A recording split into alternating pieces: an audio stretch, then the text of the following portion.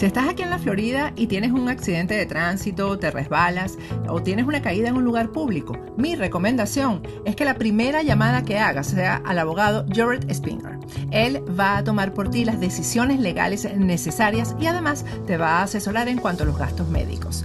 Jared tiene 17 años de experiencia como abogado de accidentes en la Florida y personalmente sufrió un accidente de tránsito que casi le cuesta la vida. Nadie como Jared para conocer el vía crucis que puede derivarse de un accidente. La ley te protege en caso de un accidente, no importa tu estatus migratorio. Jared Spinger defiende tu derecho a ser recompensado de manera justa. Y si Jared no gana tu caso, no pagarás nada. Así que no lo dudes. Llama al abogado Jared Spinger. No tienes nada que perder y mucho que ganar. Llámalo ahora mismo al 1-833-LESIONADO. Te van a atender las 24 horas del día en inglés y en español. Llama a Jared incluso antes de comunicarte con tu compañía de seguro. Yo sé por qué te lo digo. Regresamos con Agárrate y quiero hacerte la recomendación que siempre hago cuando alguien me pregunta cómo venir a Estados Unidos y tener un estatus migratorio. Hazlo con una certificación laboral, porque la certificación laboral te lleva muy rápido a una residencia permanente aquí en Estados Unidos. Yo siempre recomiendo a nuestros aliados de Bucia Legal porque ellos trabajan de la mano con empleadores que te van a dar ese trabajo estable que necesitas para obtener la certificación laboral. En pantalla tienes un número de WhatsApp para que les escribas y ellos te van a dar tu primera cita, que es totalmente gratis.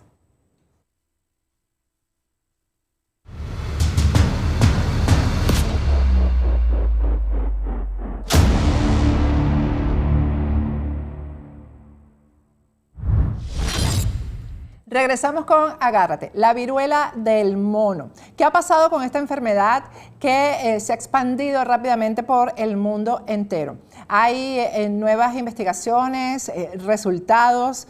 Vamos a conversar con Alfonso Rodríguez Morales, presidente de la Asociación Colombiana de Infectología. Hemos conversado con él en anteriores oportunidades sobre este tema y otros. Alfonso, buenas noches, ¿cómo estás? Muy buenas noches, muchísimas gracias. ¿Cómo estás tú? Sé que hay nuevas investigaciones y resultados, que ya hay precisión sobre la enfermedad en algunas cosas importantes que es necesario que la gente sepa. Alfonso, cuéntanos. Sí, bueno, como sabemos, se ha venido expandiendo primero que nada. A la fecha hay más de 3.500 casos confirmados en más de 45 países no endémicos. Eso es en adición a los países de África. Y en este momento, la gran preocupación que deriva de los estudios que han aparecido durante los últimos días, pues nos hace pensar que esta enfermedad definitivamente terminará eventualmente confirmándose como una infección de transmisión sexual también.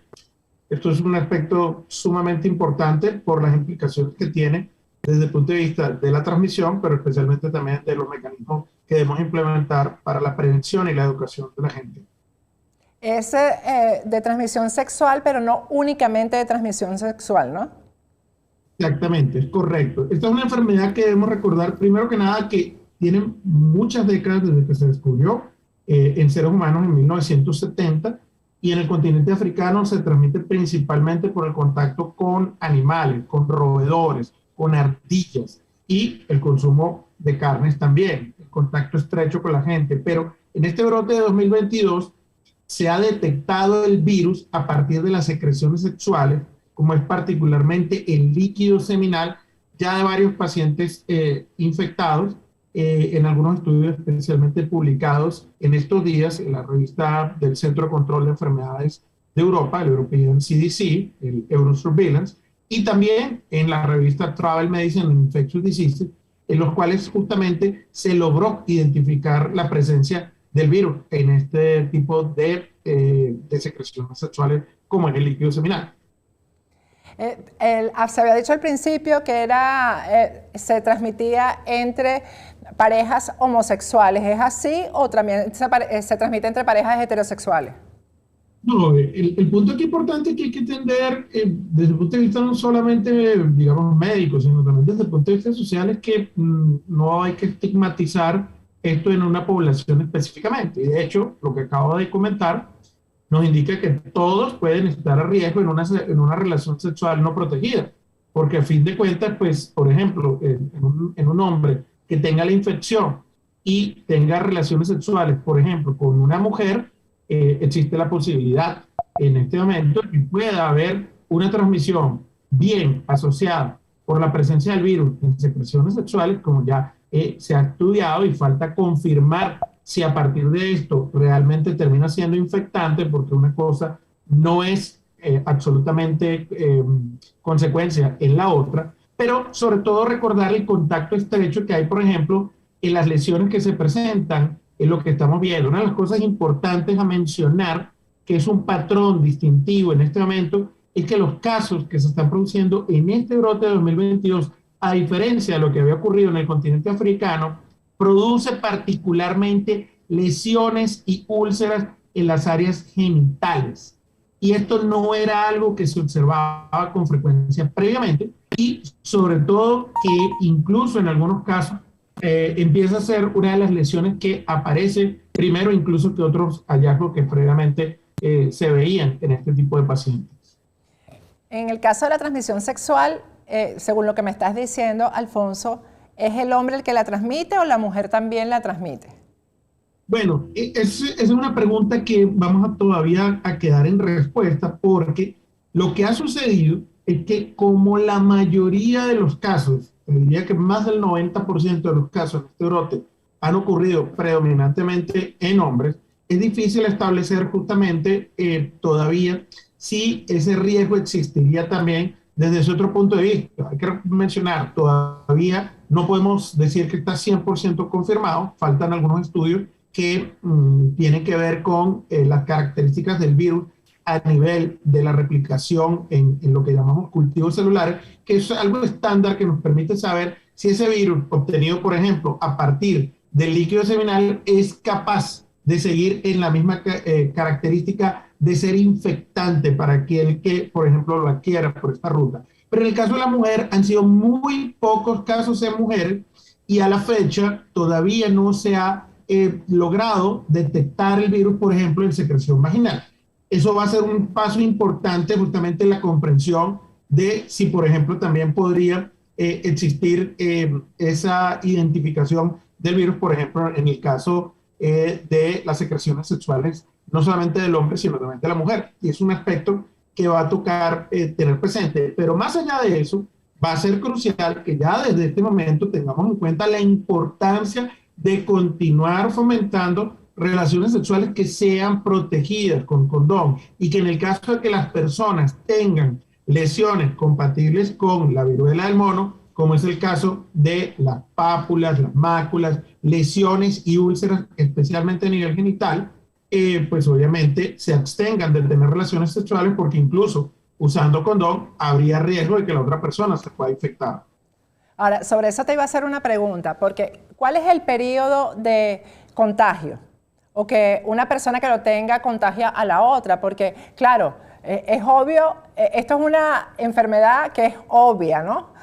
Por lo que sale en la piel, pero cuando todavía no es obvia, que no ha salido esto que se ve a simple vista, ¿hay posibilidad de contagiar? No, no hay posibilidad de contagio previamente. Lo que sabemos hasta el momento es que la enfermedad se transmite fundamentalmente durante una etapa de esta que se conoce como la erupción cutánea, es decir, cuando la persona ya tiene esas lesiones. Y eso ocurre luego de un periodo de aproximadamente 3 a 5 días, en lo cual lo primero que las personas van a tener es un cuadro, sobre todo inicialmente de fiebre, que luego en los días se va a ver acompañado de malestar general, de sobre todo un cansancio muy intenso, de inflamación de los ganglios, de dolores a nivel muscular, entre otras cosas. Y esto pues está antecedido por un periodo de incubación en el cual pues una persona, por ejemplo, que tuvo hoy una exposición o un contagio posible con una persona que está infectada, va a transcurrir un periodo de hasta 3 semanas, 21 días, en lo que se denomina el periodo de incubación, es decir, que el virus todavía no está generando propiamente la enfermedad, sino que se está incubando dentro de la persona.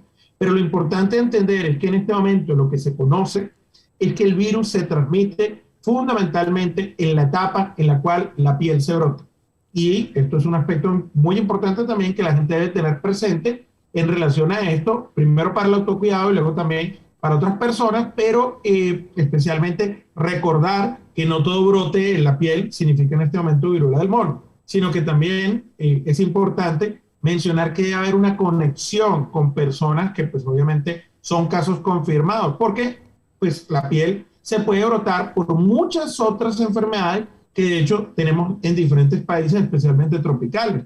Por ejemplo, tenemos el sarampión, que ha reemergido, por ejemplo, en Venezuela, tenemos la varicela o el chickenpox, como se conoce en inglés. Tenemos, por ejemplo, los virus, por ejemplo, del dengue, del chikungunya, del zika, que también, por ejemplo, producen brotes en la piel, aunque de características un poco diferentes. Pero existe una lista bastante amplia de enfermedades que, de hecho, pueden brotar la piel. Pero si eso ocurre en poblaciones de riesgo, las poblaciones que están teniendo relaciones sexuales sin protección y con este tipo de lesiones predominantemente de úlceras a nivel genital y en relación a casos sospechosos y especialmente confirmados, pues obviamente hay que pensar que esto puede ser posiblemente un caso de viruela del mono y debe, por supuesto, investigarse. De todas maneras, ante la duda, abstente. Eso es lo mejor. Por supuesto, sin lugar a dudas. Además, por lo que mencionaba, el uso, por ejemplo, del condón no va a evitar la transmisión porque al haber contacto piel con piel, en el caso de lesiones, de úlceras y de otro tipo de brote que ocurre en estos pacientes, pues esas lesiones de la piel son infectantes. Es decir, uno tocando esas lesiones que incluso aparecen hasta en la palma de la mano y en la planta de los pies, la persona lamentablemente pudiera infectarse. Alfonso, hablamos todavía de que son 3 semanas, un mes prácticamente de malestar, y para quienes no tuvieron la oportunidad de ver el programa anterior y no se han informado, esto es distinto a las enfermedades eruptivas que conocemos que simplemente pican porque también duele, ¿no? Es un malestar terrible. ¿Se ha conseguido paliativo para esto? O sea, ¿se ha conseguido durante todas estas semanas, se han conseguido medicamentos que ayuden a llevar esto mejor? Sí, justamente en el tema de los medicamentos y de vacunas en este momento se está trabajando muy activamente, y en ese sentido pues tenemos 3 medicamentos que en este momento se está precisando justamente las indicaciones de su uso, como es el caso del cidofovir, el brincidofovir y el tecovirimat, que son antivirales que tienen acción contra virus de este tipo, como el caso de la viruela del mono. Pero también el otro aspecto importante es que ya se está ofreciendo vacunación al personal de salud que se expone por riesgo a pacientes que tienen confirmadamente la enfermedad. Y en este momento, de hecho, también se está empezando en los Estados Unidos, sobre todo en la zona de Boston, de Nueva York, ya se está empezando a ofrecer a poblaciones de riesgo por exposición a relaciones sexuales no protegidas. Y esto es un anuncio que se acaba de hacer esta semana para que estas poblaciones, por ejemplo, de la comunidad LGBTI, que estuvieran en un periodo en el cual se expusieron a relaciones no protegidas que pueden haber dado lugar a la transmisión de la viruela del mono, se evalúe si ellas pudieran recibir, por ejemplo, la vacunación con una de las vacunas que en este momento está aprobada en los Estados Unidos. O sea que ya se están aprobando vacunas y ya eso va rápido. Sí, lo importante sobre la vacunación que hay que mencionar es que esta vacunación tiene fundamentalmente un objetivo de evitar que la enfermedad se desarrolle una vez que ha ocurrido la exposición. Okay. No es como el caso de las vacunas de COVID, que se recomendó una vacunación universal para todo el mundo. Entonces, en este sentido, la Organización Mundial de la Salud y los entes internacionales como el CDC de los Estados Unidos, por ejemplo, no están recomendando aún una vacunación universal o masiva para la viruela del mono en estos momentos. ¿Deja secuelas después de que se cura? Como el COVID ha dejado diferentes secuelas. ¿Esto deja secuelas, Alfonso? Puede dejarlas. Hoy en día sabemos que esta es una enfermedad que puede generar múltiples tipos de complicaciones, pero que afortunadamente la mayoría de los casos no se complican. Esto es un aspecto importante, pero hay que recordar que hay personas que pueden tener un riesgo mayor de complicaciones, por ejemplo, las propias personas que tengan, por ejemplo, VIH, que estudios previos ya habían alertado de esta situación, que podía tener un desenlace o una evolución peor, las personas que tengan otros tipos de disminución de lo que es el sistema de defensa, las personas adultas mayores, las embarazadas, los niños más pequeños y en general quizá personas que tengan enfermedades de base que puedan de una u otra manera comprometer el sistema de defensa, podrían tener un riesgo incrementado de complicaciones que eventualmente pudieran llegar hasta un nivel tan grave que pudieran conducir a la muerte. Pero a la fecha, felizmente, fuera del continente africano no se ha confirmado ninguna muerte entre esos más de 3.500 casos que se han confirmado en los poco más de 45 países donde se ha venido reportando la enfermedad, incluyendo de ellos varios países ya en América Latina, como es el caso de México, de Venezuela, de Brasil, de Argentina y de Chile. Según las estadísticas que tú manejas, ¿hay posibilidades ya de controlar la enfermedad o no? Bueno, en este momento lo que los países están haciendo, aquellos que todavía no han recibido incluso casos, es tratar de hacer lo que llamamos una contención epidemiológica. Y en ese sentido, esto implica tratar de hacer una vigilancia, especialmente en los puntos de entrada a los países, como es el caso de los aeropuertos, para tratar de detectar tempranamente si una persona pudiera tener o no esta enfermedad y poder proceder a diagnosticarla, a poder hacer aislamiento de la misma, entre otras medidas que justamente propenden a evitar que ocurran casos secundarios adicionales. Por supuesto, ¿qué hay que hacer? Hay que incrementar la educación, tanto en la comunidad en general, por ejemplo, como lo estamos haciendo en este programa, como también específicamente en el personal de salud, porque el personal de salud de muchos países, pues obviamente, previo a esta epidemia, no tenía mayor conocimiento de esta enfermedad que estaba circunscrita fundamentalmente al continente africano. Y eso, por supuesto, también va a ser muy importante porque la identificación temprana de los casos, no solamente en los puntos de entrada, sino también en los centros de salud, cuando un paciente ya consulte, va a ser crucial en poder dar un manejo temprano y poder controlar posibles cadenas de transmisión secundaria que pueden suceder asociadas, por supuesto, con estos casos. Alfonso, te voy a hacer una pregunta que puede parecer superficial, pero de verdad es importante y quienes vivimos la lechina, hay gente que quedó incluso traumatizada con ese tema y tiene que ver con las marcas que quedan en la piel. Deja esto marcas en la piel, porque además cuando uno ve esas eruptivas en las manos y en la cara, que eso se vaya y deje la cara cubierta, el espacio donde estuvieron quede cubierto de manchas, de verdad que es terrible. Es posible, de hecho, y como mencioné anteriormente, entre las complicaciones que hay complicaciones específicamente en la piel que pueden conllevar, de hecho, infecciones secundarias por bacterias, porque estas lesiones en la piel terminan abriéndose, terminan incluso ulcerándose. Como el acné, más o menos, parecido al acné.